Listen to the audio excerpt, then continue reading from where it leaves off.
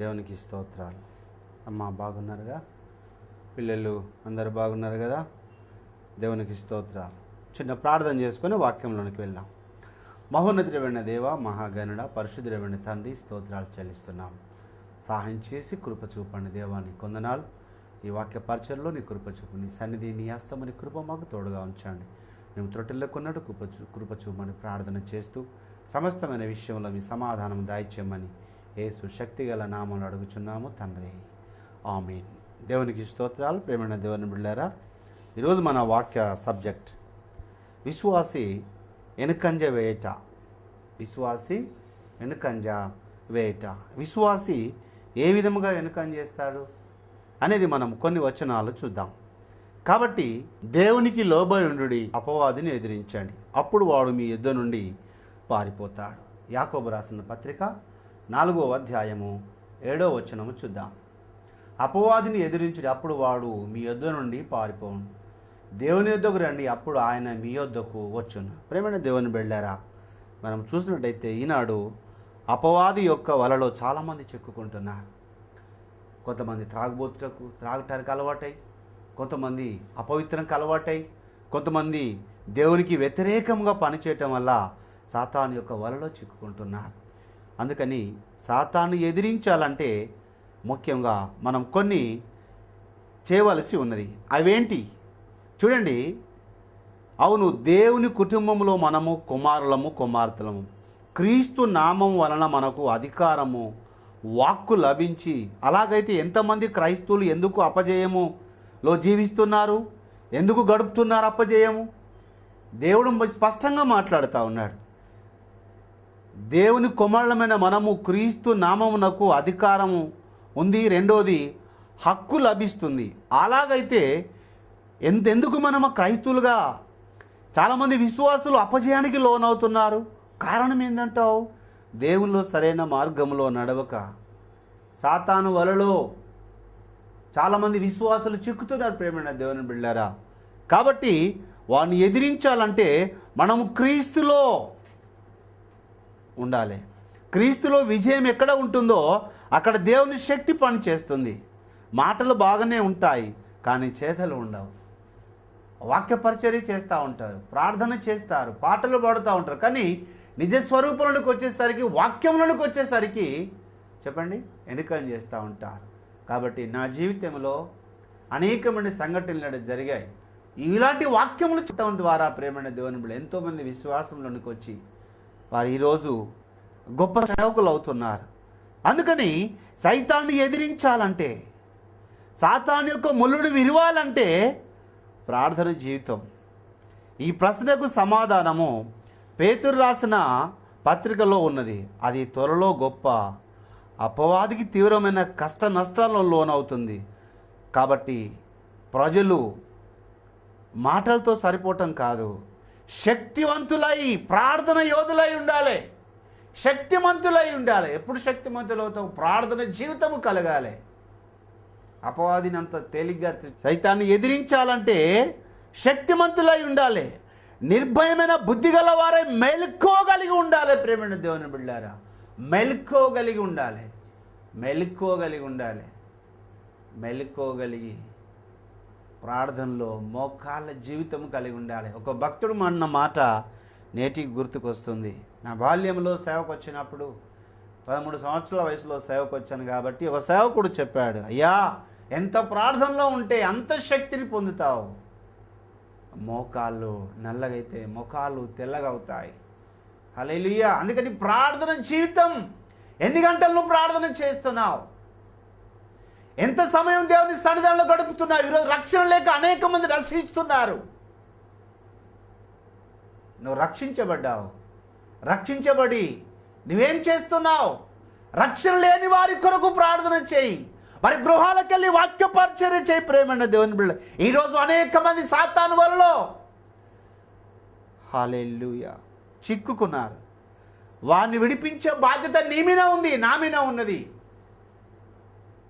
కాబట్టి నిర్భయమైన బుద్ధి గలవారై మేలుకోగలిగి ఉండాలి. మీ విరోధి అని అపవాది గర్జించు సింహం వలె ఎవరిని మృంగుదురో అని వెతుకుచూ తిరుగుచున్నాడు. విశ్వాసమందు స్థిరులై ఎదిరించండి.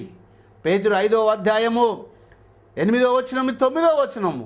ఇక్కడ కొన్ని సింహాలను చూస్తున్నాం. నకిలీ సింహం, జాగ్రత్తగా గమనించండి. అపవాది గర్జించు సింహం అని బైబిల్లో రాయబడి లేదు. అపవాది గర్జించు సింహము వలె తిరుగుచున్నాడు అని రాయబడి ఉన్నది. అంటే అపవాది సింహం వలె నటిస్తున్నాడు, కానీ నిజమైన సింహము కాదు. హల్లెలూయా. Glory Jesus. పరిశుద్ధాత్ముడా స్తోత్ర. ప్రేమైన దేవుని బిడ్డ, ఇక్కడ మనం చూస్తున్నాం నకిలీ సింహము, జాగ్రత్త. ఈ సింహము అవిశ్వాసులంబడి విశ్వాసులంబడి తిరుగుతుంది. అపవాది గర్జించు సింహం వల్లే బైబిల్ చెప్పటం లేదండి. అపవాది గర్జించు సింహం వల్లే తిరుగుతున్నాడని వ్రాసి ఉన్నది. అంటే అపవాది సింహం వల్లే నటిస్తున్నాడు, కానీ నిజమైన సింహము మన ప్రభు అయిన యేసు క్రీస్తే. హల్లెలూయా. కాబట్టి ఆయన తేజోమయం, ఆయన సింహాసనము ఎవరు కూడా ఆక్రమించలేరు. అయితే నిజమైన సింహము ఎవరు? యేసు ప్రభు. వేదవాక్యము ఆయనను యూదా గోత్రపు సింహము అని ప్రకటన గ్రంథం 5వ అధ్యాయం 5వ వచనంలో ఉన్నది. యూదా గోత్రపు సింహం అదే నిజమైన సింహం. అందుకే చాలామంది ప్రభు చెప్పాడు, గొర్రెల చర్మాలు వేసుకొని వస్తారు, వారి లోపల క్రూరమైన తోడేళ్ళు. ఈ సింహం కూడా చెప్పాడు నకిలీ సింహం. ఇది సిసలైన సింహము యేసు ప్రభు. ఆయన రక్తంలో కడగబడుతున్నాడు. నీవే ఆ సింహం.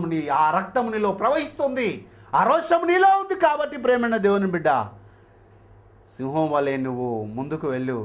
గర్జించు సింహం వలె వాక్య పరిచర్య చేయి.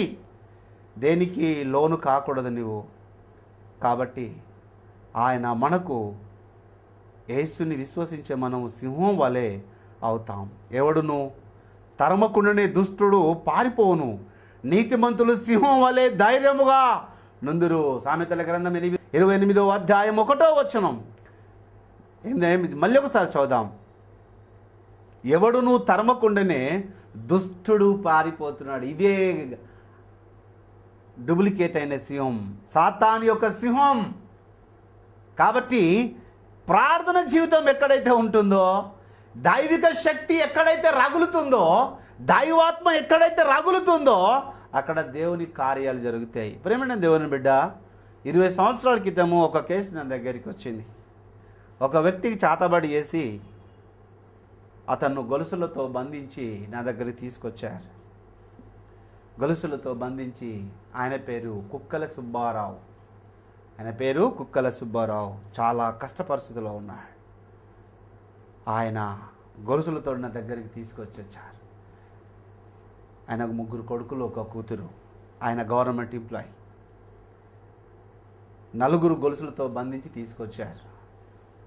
నా దగ్గరికి తీసుకొచ్చిన తర్వాత, అయ్యా మీరు ఆ కట్లు ఇప్పండి అన్న. అయ్యా మేము మాత్రం ఆ కట్లు ఇప్పలేము, ఎందుకంటే చాలా అందరినీ కొడుతున్నాడు, చిత్రహింసలు చేస్తున్నాడు. లేదు మీరు ఇప్పటి చిన్న ప్రార్థన చేసి గొలుసులు ఇప్పేసిన తర్వాత పులిగా ఉన్న వ్యక్తి పిల్లి అయిపోయి ఇట్లా నమస్కారం చేశాడు. అయ్యా దేవునికి స్తోత్రం. నేను అప్పుడు ఎక్కడికి వెళ్ళొచ్చావు నువ్వు అన్నప్పుడు ఆయన శ్రీకాకుళం అడవుల్లో నుండి వచ్చాను. ఎవరు పంపించారు? ఒక వ్యక్తి పంపించాడు అన్న. మరి ఇక్కడ ఇంతమంది సేవకులు ఉన్నారు కదా, ఎందుకు నువ్వు అంతమంది ప్రార్థన ఎందుకు వెళ్ళలేవు అంటే, ఇప్పటికి కూడా ఆ మాట నేను మర్చిపోలేను. వారందరూ కూడా నా వాళ్ళే. హల్లెలూయా. చూశారు కదా, అక్కడ ఉన్న వారందరంట వాడివారంట. ప్రేమైన దేవుని బిడ్డలారు, ఈ వాక్యము ఆ మాట ఇంతవరకు నేను ఛాలెంజ్గానే తీసుకున్నా. ఇక్కడ మనం చూస్తున్నాము, వాడు ఎలా ఉన్నాడంట, గర్జించు సింహం వలె ఉన్నాడు. వాడు సింహము కాదు, వాడి సింహంగా తయారు చేసింది మీలాంటి విశ్వాసులే. ప్రార్థన చేయక, మోకాల జీవితం లేక, కన్నీరు కార్చక, రోదన చేయక, మీ పిల్లలకు రోదన విద్య చేయక వాడు విజృంభిస్తున్నాడు. ప్రేమైన దేవుని బిడ్డలారా, వాడిని ఎదిరించాలంటే ప్రార్థన ఆయుధం కావాలి, ప్రార్థన శక్తి కావాలి. Glory Jesus. ఓ ప్రభువానికి స్తోత్రం. ప్రార్థన జీవితము చేసినప్పుడు సైతాను మనము తరమణ అవసరం లేదు. నీ హృదయము మండుతుంది. పరిశుద్ధాత్మ దేవుని ఆవరిస్తున్నాడు కాబట్టి వాడిని దగ్గరికి రాలేడు. అప్పుడు ప్రార్థన చేసిన తర్వాత నేను అడిగాను, అసలు నువ్వెవరు అని చెప్పినప్పుడు వాడు ఇలా రెక్కలు వేసి, నేను ఆంజనేయుని అంటాడు. ఆంజనేయ స్వామిని అంటాడు. రెక్కలు జాపి ఆంజనేయుని స్వామిని అంటాడు. ఎక్కడికి వెళ్ళొచ్చావు అంటే, పలాని దగ్గరికి వెళ్ళొచ్చాను. మనడు ఇతను విడిపించ వెళ్ళిపోగలవా అంటే ఆయన అన్నాడు, యావే దేవుని దగ్గర నా పప్పులు ఏమి ఉడకవు. హల్లెలూయా. చూశారు కదా, యావే దేవుని దగ్గర నా పప్పులు ఉడకంట. దయ్యాలకు తెలిసిందండి ఈనాడు, కానీ క్రైస్తవులైన మనకు దేవుని విలువ తెలియదు. ప్రేమైన దేవుని బిడ్డ, అందుకే వాడు గర్జించు సింహం అంటున్నాడు ఇక్కడ. ఎవరికి గర్జించు సింహం? ప్రార్థన జీవితం లేని వారికి గర్జించు సింహం. ప్రార్థన జీవితము కలిగినప్పుడు దరిదాపుగా రాడు. వాక్యము చెప్తుంది, సాతాను ఎదిరించాలంటే చెప్పండి, ప్రార్థన జీవితము కావాలి. ప్రార్థన జీవితము కావాలి. గర్జించు వాడి వైపుకు మనము చూడండి. ఇంకా కొన్ని వచనాలు చూస్తా. ఆఫ్రికా దేశంలో ఒక సేవకుడు మాట్లాడుతున్నమాట, ఈ సింహాన్ని ఎదిరించాలంటే ఒంటరి ప్రార్థన చాలా అవసరం అంట.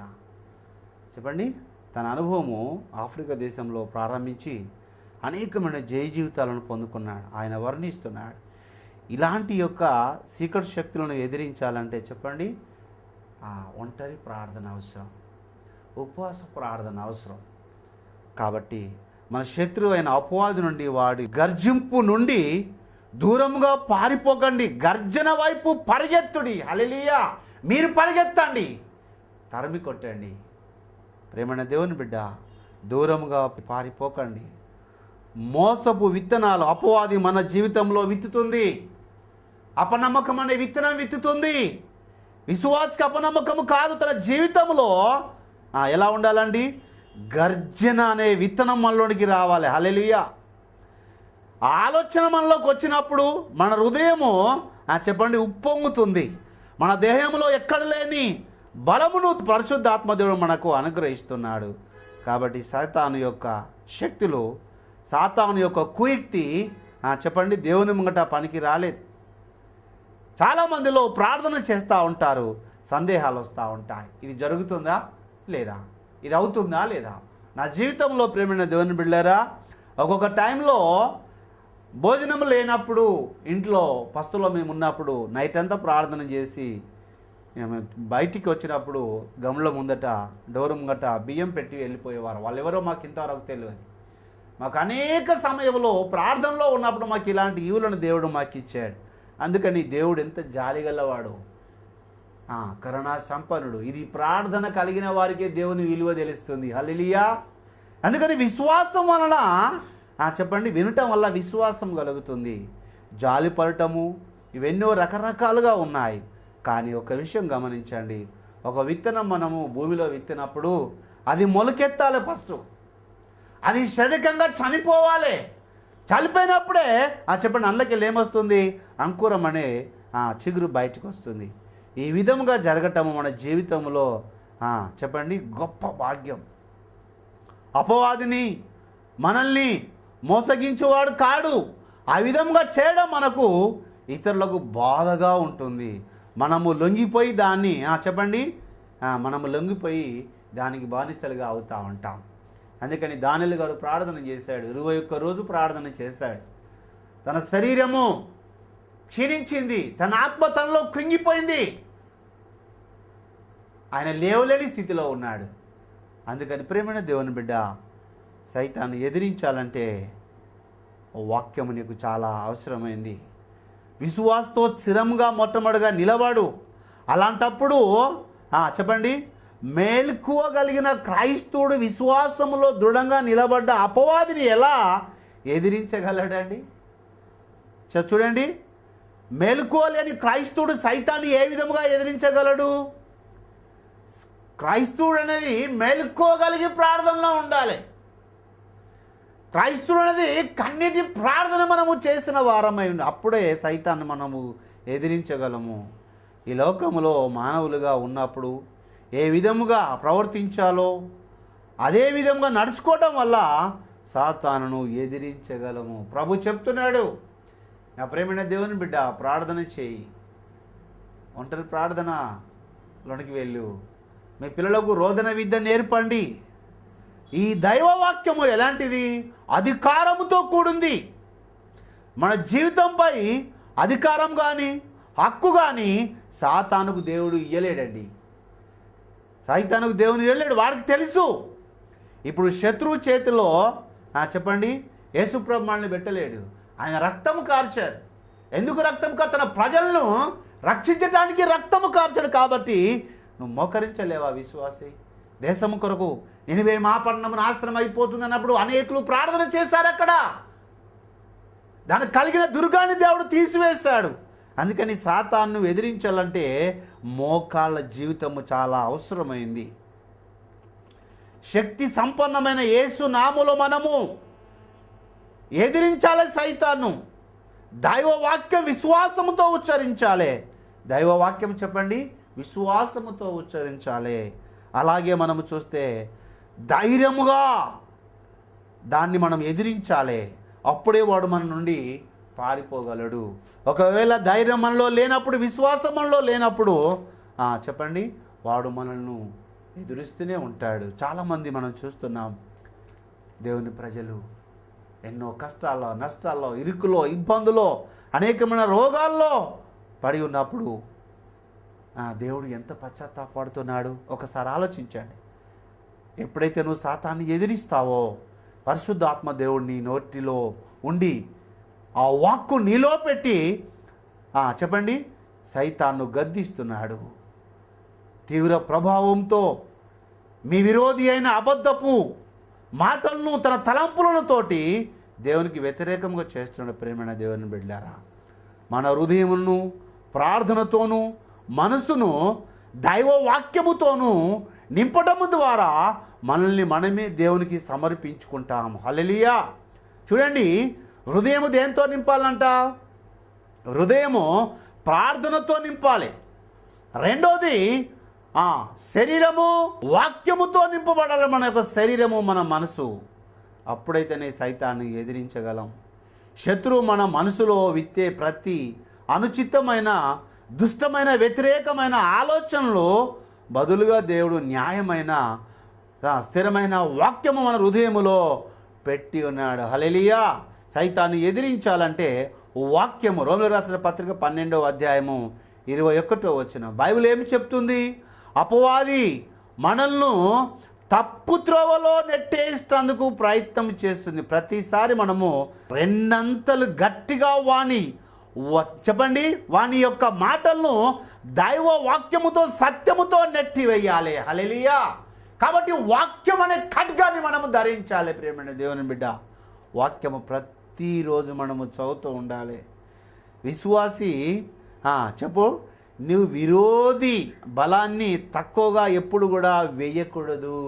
హల్లెలూయా. అందుకని విరోధిని ఎప్పుడు కూడా తక్కువగా వేయకూడదు. నీవు రోజుకు ఎంత ప్రార్థన చేస్తున్నావు, ఎన్ని గంటలు ప్రార్థనలో ఉన్నావు, నీ తలంపులు కరెక్ట్గా ఉన్నాయా, నీ మాటలు కరెక్ట్గా ఉన్నాయా, నీ ప్రార్థన కరెక్ట్గా ఉందా, అవన్నీ కూడా సరిచూసుకోవాలి. మాట్లాడటం వల్ల ధైర్యం కలుగుతుంది, బైబిల్ చదవటం వల్ల విశ్వాసం కలుగుతుంది, ప్రార్థన చేయటం వల్ల నీకు ఎక్కడ లేని చెప్పండి ఇంకా ప్రార్థన చేయాలని పరిశుద్ధాత్మదేవుడు నిన్ను ప్రేరేపణిస్తూ ఉంటాడు. అందుకని వాక్యము చదవాలి. చెప్పండి, బైబిల్ చదవాలి. రెండవది కన్నీటి ప్రార్థన చేయాలి. అప్పుడైతేనే నీ యొక్క విరోధి అయిన సైతాన్ను నీవు జయించగలవు. అయితే అపవాది వాడుకున్న సామర్థ్యాన్ని బట్టి మనము గౌరవిస్తుండమే గాక వాడికి భయపడుతున్నాము. చాలామంది ప్రార్థనలు, ఒంటరి ప్రార్థన చాలామంది చేయరు. ఒంటరి ప్రార్థన ఎంత శక్తి ఉందో! యేసుప్రభు కూడా డే అంతా కూడా వాక్య పరిచయం చేసి రాత్రి అంతా ప్రార్థనలో ఉంటాడు ప్రియమైన దేవుని బిడ్డ. అందుకని నీ సమస్యలు, నీ ఇంటి సమస్యలు ఉన్నప్పుడు చెప్పు, దేవుని సన్నిధికి వదిలిపెట్టు. భయపడటానికి వీలు లేదు. నిజానికి ప్రభు శక్తి సంపన్నుడు కాబట్టి దేవుణ్ణి సన్నిధానంలో నువ్వు బ్రతిమాడు. కంగారపడొద్దు, భయపడొద్దు, అవిశ్వాసంలోనికి రావద్దు, అపనమ్మకంలోనికి రాకూడదు. కానీ ఆయన దైవ వాక్కును మనము చేత పట్టాలి. ఎప్పుడైతే దైవ వాక్కును మనం చేత పడతామో దేవుడు నీ దగ్గరికి వచ్చి చెప్పు, నిన్ను బలపరుస్తూ ఉంటాడు, నిన్ను స్థిరపరుస్తూ ఉంటాడు. 2 కొరింథీ 2వ అధ్యాయము 11వ వచనం మనము చూద్దాం. అక్కడ అనేకమైన సత్యాలు ప్రభు చెప్తున్నాడు.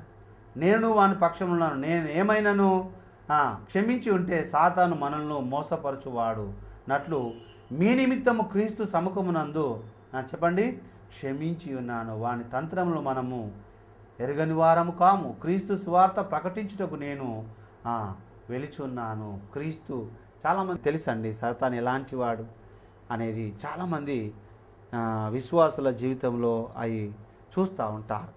కాబట్టి దాని ప్రకారంగా మనము ప్రార్థన చేయలేకపోతున్నాం. కాబట్టి దేవుని ఆశను, దేవుని యొక్క ఉద్దేశాన్ని మనము నెరవేర్చలేకపోతున్నాం. అలాగే మనం చూస్తే ఇంకొక 2-3 వచనాలు మనము చూద్దాం. చూడండి, అక్కడ కొన్ని వచనాలు మనం చూద్దాం. దేవుని సన్నిధానంలో మనం ఉండాలి, దేవుని కృపలో మనము ఎదగాలంటే ఇంకా కొన్ని వచనాలు మనము చూడాలి. క్రైస్తవులుగా మనలో కొందరు ఈ గ్రంథాన్ని సరైన రీతిలో పట్టించటం లేదు. క్రైస్తవులుగా ఉన్న మనము ఈ గ్రంథాన్ని సరైన రీతిలో మనము చదవటం లేదు. యూదా గోత్రపు సింహం అని యేసుక్రీస్తు అపవాదిని జయించి వాడి అధికారాన్ని తీసివేశాడు. వాడి అధికారంలో నుండి మనము విడుదల పొంది దేవుని రాజ్యములో చెప్పండి వారసులుగా ప్రభు మనకిచ్చాడు. సైతాన్ను ఆనాడే శిలువలో ప్రభు చెప్పండి ఎదిరించాడు, దాన్ని పతనము చేశాడు. కాబట్టి ఓ క్రైస్తవులారా మేల్కోండి, మేల్కో. క్రైస్తవేతలు బైబిల్ చదువుతున్న ప్రతి బిడ్డ విశ్వాసాన్ని మొట్టమొదటిగా కాపాడుకో, నీ రక్షణ నీవు కాపాడుకో. అయితే చాలామంది భయములో, సందేహంలో, పరాజయంలో జీవించడానికి అలవాటు పడి తమ వాక్కును, తన విమోచకుని చెప్పండి మర్చిపోతున్నారు. క్రీస్తు సాధించిన రాజ్యాన్ని మనం కోల్పోతున్నాం. కాబట్టి ప్రేమైన దేవుని బిడ్డారా, నీ వెదుగుదల నీకు కావాలి. దేవుని సన్నిధానంలో స్థిరత్వం కలిగి ఉండాలంటే, అపవాదిని ఎదిరించాలంటే వేద వాక్యాన్ని నువ్వు పాటించాలి. ఎప్పుడైతే నువ్వు వేద వాక్యాన్ని పాటిస్తావో అప్పుడే దేవుడు మనకు జయ జీవితాన్ని ఇస్తాడు. దైవాత్మ శక్తితో మన జీవితంలోపై అధికారం కానీ హక్కు కానీ సాతానుకు ఇప్పుడు లేదు. మనము దేవుని ఆత్మతో నింపబడ్డాము, దేవుని శక్తి మనలో ఉంది, దేవుని యొక్క పనులు మనము జరిగిస్తున్నాము. కాబట్టి సాతాను మనపై ఎప్పుడు కూడా ఆధిపత్యము అది చెలాయించడానికి అవకాశము లేదు. అందుకని యేసు ప్రభుని నోటితో ఒప్పుకోవాలి. ఫస్ట్ సాతాను వెళ్ళగొట్టాలంటే, సాతాన్ని ఎదిరించాలంటే చెప్పండి వాక్కుతో, శక్తితో, యేసు నామములో మనము దాన్ని ఎదిరించాలి. ఈ దైవ వాక్కు విశ్వాసముతో ఉచ్చరించాలి. మొట్టమొదటిగా దైవ వాక్కు దైవాత్మతో, దైవాత్మకు లోబడి దైవ వాక్యం కింద వచ్చినప్పుడే ఈ అధికారం మనకు వస్తుంది. చాలా మనం బైబిల్లో చూస్తాం కదా, సేవకులు కూడా, తన శిష్యులు కూడా ఒకానొక సందర్భంలో ఒక దయ్యాన్ని వెళ్ళగొట్టడానికి వారి వశం కాలేదు. ప్రభు అంటాడు, ప్రభా మేము ఎందుకొరకు దయ్యాన్ని వెళ్ళగొట్టలేము అన్నప్పుడు ప్రభు అంటాడు, ఈ విధమైనది వెళ్ళగొట్టము, ప్రార్థన వలనే కలుగుతుంది. హల్లెలూయా. అందుకని ప్రార్థన జీవితం లేనప్పుడు చెప్పండి శరీరానికి ఆత్మ ఎంత అవసరమో ఆత్మకు శరీరం అంత అవసరము. ఈ శరీరంలో నుండి ఆత్మ పోయినప్పుడు శరీరము దేనికి పనికిరాదు. లేదు, ఆత్మ నుండి శరీరం పోయినప్పుడు కూడా అది కూడా దేనికి పనికిరాదు. అనగా క్రైస్తవుడు అనే వ్యక్తి ఎప్పుడైతే దేవుని వాక్యం హృదయంలో పనిచేస్తుందో, దేవుని శక్తి ఎప్పుడైతే పనిచేస్తుందో అప్పుడే దానికి విలువ ఉన్నది, అప్పుడే దానికి విలువ ఉన్నది. కాబట్టి ప్రేమైన దేవుని బిడ్డ, ఆయన వాక్కు చెప్పు, వాక్యం మొట్టమొదటిగా చదవటం ప్రారంభించు. చాలామందిలో మనం చూస్తున్నాం సాతాను విత్తే విత్తనములు కొన్ని రకాలుగా ఉన్నాయి. అవేంటి? సందేహాలు ఒకటి, భయము, అవిధేయత, దురాశ, వాంఛ, అసూయ, గర్వము, కోపము, రోషము, తనపై తానే చెప్పండి ఆధిపత్యం. కాబట్టి ఇలాంటి విషయంలో దేవుడు ఎప్పుడు కూడా సహాయం చేయడు. క్రైస్తవుడు అనే వ్యక్తి సాధు అయిన వ్యక్తిగా ఉండాలి. తను తాను తగ్గించుకున్నవాడు హెచ్చించబడతాడు, హెచ్చించుకున్నవాడు తగ్గింపబడతాడు. అందుకని ప్రేమైన దేవుని బిడ్డ, తగ్గింపు జీవితం నీకు చాలా అవసరమైంది. తగ్గింపు జీవితం కలిగినప్పుడే ఆ గర్జించు ఏదైతే మనం ఇంతకుముందు అనుకున్న సింహాన్ని ఎదిరించటానికి చెప్పండి అవకాశం ఉన్నది. కాబట్టి వీటన్నిటికి ప్రశ్న ఒకటే నీకు దొరుకుతుంది. వీటన్నిటికి ప్రశ్న దొరికేది ఒకటే, సింపుల్. విశ్వాసము స్థిరముగా నిలబడు. మొట్టమొదటిగా చెప్పండి, విశ్వాసముతో స్థిరముగా నిలబడినప్పుడే అపవాది నీ నుండి పారిపోతుంది.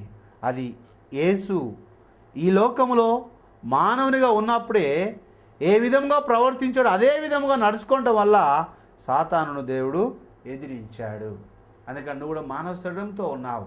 యేసు ప్రభు ఏ విధముగా ప్రార్థనతో సైతాన్ని జయించాడో నీవు కూడా ఆ విధముగా ప్రార్థన జీవితము కలిగి చెప్పు సైతాన్ని ఎదిరించినప్పుడు దేవుడు నీకు సహాయం చేస్తాడు, దేవుడు నిన్ను దీవిస్తాడు, దేవుడు నిన్ను చెప్పండి మంచి మార్గంలో నడుస్తున్నాడు. ప్రేమైన దేవుని బిడ్డలారా, ఒకవేళ భయము నీలో ఉందేమో, సందేహాలు నీలో ఉన్నాయేమో, ఇలాంటివి ఉంటే ఇప్పుడే అవి నువ్వు తీసిపడాయి.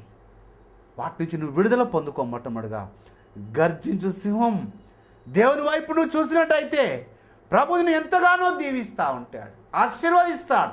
ఈరోజు ప్రార్థన జీవితాలు లేక కుటుంబాలు నాశనం అయిపోతూ ఉన్నాయి. అందుకని గర్జించు సింహం వల్లే నువ్వు ప్రార్థన చేయి, ధైర్యం వహించు. గొల్యాతు ఎదుట దావీదు ధైర్యం వహించి ఇశ్రాయేలు పక్షంలో పోరాడి ఉన్నాడు. ప్రేమన దేవుని బిడ్డలారా, రాజు సైతం కూడా గొల్యాతుని చూసి గడగడ వణికిపోయాడు. అది దేవుని శక్తి దావీదులో పనిచేసింది, దేవుని ఆత్మ దావీదులో పనిచేసింది, దేవుని కృప దావీదులో పనిచేసింది. కాబట్టి నీలో కూడా పని చేస్తాడు దేవుడు. ఆయన వైపు చూసినప్పుడే దావీదు జయించాడు, ఆయన వైపు చూసినప్పుడే గొల్యాతును హతము చేశాడు, ఆయన వైపు చూసినప్పుడే ఇజ్రాయెల్ జయ జీతం వచ్చింది, ఆయన వైపు చూసినప్పుడే ఇజ్రాయెల్ గొప్ప సంతోషంతో ప్రతిగానాలు చేశాడు. ఫిలిష్తీయులను తరిమి కొట్టి ఉన్నాడు. ప్రేమైన దేవుని బిడ్డలారా, కేవలము విశ్వాసము, నిరీక్షణ, ప్రార్థన జీవితము లేకుంటే ఈ మూడు నీ మనసులో లేకపోతే విశ్వాసం వ్యర్థమండి. ఈ మూడు నీలో ఉండాలి. ఎప్పుడైతే ఈ మూడు నీలో ఉంటాయో దేవుని బ్లెస్సింగ్ చేస్తాడు, దేవుని ఆశీర్వదిస్తాడు. ఇజ్రాయేల్ ప్రజలకు జయ జీవితం ఇచ్చాడు దావీదు. బాలుడైన దావీదు ఇజ్రాయేలును ఎదిరించి గొల్యాతును ఒకే దెబ్బతోటి నేలకు ఒరిగించాడు. యెహోవా నామములో చెప్పండి, యెహోవా నామములో వస్తున్నాను అని చెప్పి ఒకే రాయి తీసుకొని కొడితే మనకందరికి తెలిసిన విషయమే అది. అందుకని ప్రేమైన దేవుని బిడ్డ, ఆయన వైపు నువ్వు చూడు. విశ్వాసం లేదేమో, ఆ విశ్వాసంలో నువ్వు స్థిరపడు. ప్రార్థన జీవితాన్ని నువ్వు కలిగినప్పుడు వేదవాక్యాన్ని చదువు, వాక్యానుసారంగా నడు. స్థిరమైన మనసును ఈ వాక్యం నిలుచున్న నీవు ఈ క్షణమే యేసు ప్రభుని స్వీకరించు, వాక్యంలోనికి రా, నీ కుటుంబాన్ని కట్టుకో. కుటుంబంలో సమాధానం లేకపోతే సమాధానం కలిగి ప్రభు సన్నిధిలో స్థిరత్వం కలిగి నువ్వు ఉన్నప్పుడు దేవుని దీవిస్తాడు, ఆశీర్వదిస్తాడు. అందుకని అపవాదిని ఎదిరించాలంటే కేవలము శక్తి సరిపోదండి, శక్తి సరిపోదు. కాబట్టి భక్తి కావాలి, భక్తిలో ఉన్న శక్తిని పొందుకోవాలి ప్రేమైన దేవుని బిడ్డ. అప్పుడే దేవుని దీవిస్తాడు. దేవునికి స్తోత్రాలు. దేవుడి వాక్యము దీవించునుగాక. ప్రార్థన చేసుకుందామా? మరి అందరూ తల్ల వచ్చినట్టయితే ప్రార్థన చేద్దాం. ప్రభా, మహోన్నతుడైన దేవా, మహాగణుడా, పరిశుద్ధుడైన పరమ తండ్రి, నీకు స్తోత్రాలు చెల్లిస్తున్నాము తండ్రి. అప్పుల బాధలున్న వారి కొరకు నా తండ్రి ప్రార్థిస్తున్నాను. అప్పుల బాధలు తండ్రి నుండి ప్రభు విడిపించాను దేవా, నీకు స్తోత్రాలు తండ్రి. పంటలు సరిగా పండగ నా ప్రభు ఎంతోమంది రైతులు తండ్రి ప్రభా, అయ్యా నీకు స్తోత్రాలు, వేదనకు లోనైనా ప్రభు ఆత్మహత్యలు చేసుకుంటారు తండ్రి ప్రభా. ఇదిగో భూమికి నాయన యేసు నామములో ప్రభా మీరు ఆజ్ఞాపించండి దేవా, స్తోత్రాలు. ఓ రి బాబా ప్రభా, నీకు మహిమ చెల్లిస్తున్నాయినా సమస్తమైన విషయంలో ప్రభా మీ సమాధానము దాయిచ్చండి దేవా, నీకు స్తోత్రాలు తండ్రి ప్రభా. యేసయ్యానికి మహిమ తండ్రి ప్రభా. వాక్యం వినుచున్న ప్రతి బిడ్డను మీరు దీవించి ఆశీర్వదించిన ఆయన ఈ నామానికి మహిమ తెచ్చుకోండి తండ్రి ప్రభా. యేసయ్యానికి స్తోత్రాలు. ఎంతమంది నాతో ఏకీభవించిన తండ్రి ప్రభా, అయ్యా బిడ్డలు తండ్రి హామీని అన్నారో ప్రభా, వారందరిని దీవించిన ఆయన నామానికి మహిమ తెచ్చుకోమని యేసు శక్తి గల నామంలో అడుగుచున్నాను పరమ తండ్రి. ఆమేన్.